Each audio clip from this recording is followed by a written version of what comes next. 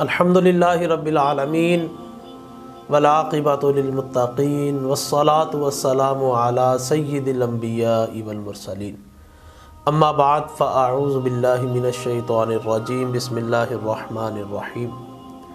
एक भाई ने सवाल ये किया कि बच्चे की पैदाइश पर मुबारकबाद देना कैसा।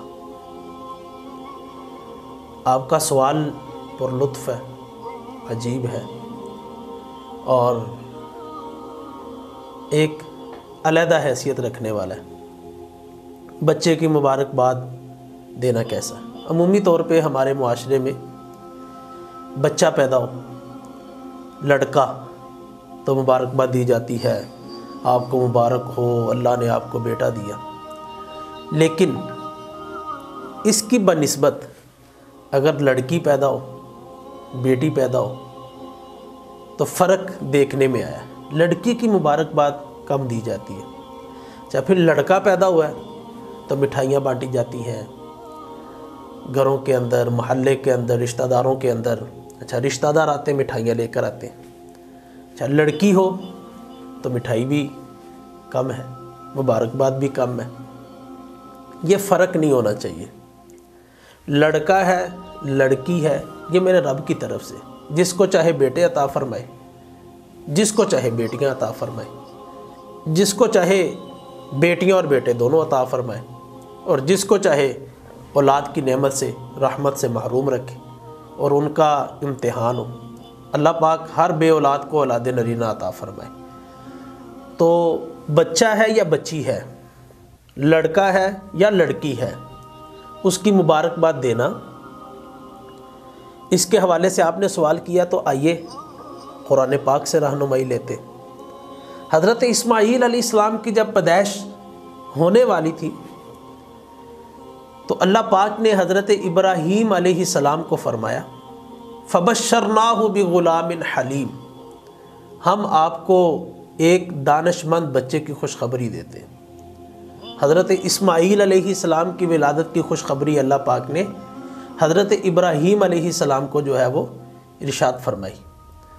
तो खुशखबरी बच्चों की विलादत पर देना, ये तो कुरान पाक के अंदर से साबित है, नस्से क़तई से साबित है। बच्चा हो या बच्ची, खुशी का मौका है ना, वालिदैन के लिए खुशी का मौका है। अच्छा, बाज़ वालिदैन ऐसे भी होंगे जिनको साल साल बाद अल्लाह पाक ने औलाद दी होगी, तो उनकी खुशी का अंदाज़ा फिर कौन कर सकता है। तो बच्चा हो या बच्ची हो, उनकी मुबारकबाद देने में हर्ज नहीं है। अच्छा, फिर हम मुबारकबाद देते हैं तो हमें अल्फाज कौन से इख्तियार करने चाहिए। अल्फाज का चुनाव भी तो बेहतरीन होना चाहिए ना। अल्लाह का शुक्र अदा करना हो, अल्लाह तबारक व तआला की रहमत आई है या अल्लाह की तरफ से बेटा नेमत के तौर पर मिला है, तो आइए हज़रत हसन बसरी रदी अल्लाह ताला अन्हु, आपकी महफ़िल में एक शख्स बैठा करता था, उसके यहाँ बेटे की विलादत हुई, तो उसने आकर आपको खुशखबरी सुनाई कि अल्लाह पाक ने मुझे बेटा अता फरमाया। तो करीब एक शख्स ने कहा कि आपको शाह सवार बेटे की मुबारक हो। शाह सवार, घोड़े पे जो है वो बरक रफ्तारी के साथ सफ़र करने वाला, बेहतरीन शाह सवार, घोड़सवारी करने वाला, आपको शाह सवार बेटे की मुबारकबाद हो। तो हज़रत हसन बसरी रदी अल्लाह ताला अन्हु ने फरमाया कि तुझे कैसे खबर कि वो शाह सवार होगा, हो सकता है वो बढ़ाई हो सकता है वो दर्जी हो, तुझे कैसे खबर कि वो शाह सवार होगा। तो उन्होंने कहा, हुजूर फिर मैं किन अल्फाज के साथ अपने भाई को मुबारकबाद दूँ। तो आपने इरशाद फरमाया, तो ये अल्फाज कह कि अल्लाह पाक उस बच्चे को तेरे लिए बरकत वाला बनाए, तू अल्लाह पाक का शुक्र अदा कर, जब वो जवान हो तो वो तेरे लिए हुस्न सलूक करने वाला हो, बुढ़ापे में सहारा देने वाला हो और रब की इताअत करने वाला हो।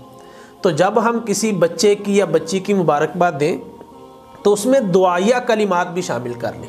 हमने कहा मिसाल के तौर पे, शहबाज भाई आपके यहाँ बेटा हुआ तो आपको बेटे की मुबारक हो, अल्लाह पाक उसको आलिम बाअमल बनाए, अल्लाह पाक उसको हाफिज़ कुरान बनाए, अल्लाह पाक उसको दीन का मुबल्लिग बनाए, अल्लाह पाक उसको कारी कुरान बनाए, अल्लाह पाक उसको आपकी आँखों की ठंडक बनाए, अल्लाह पाक उसको जो है वो आपके लिए बख्शिश और मग़फ़िरत का ज़रिया बनाए, उसके नेक आमाल आपके लिए आखिरत में, क़ब्र में, हशर में काम आए तो हम मुबारकबाद दें।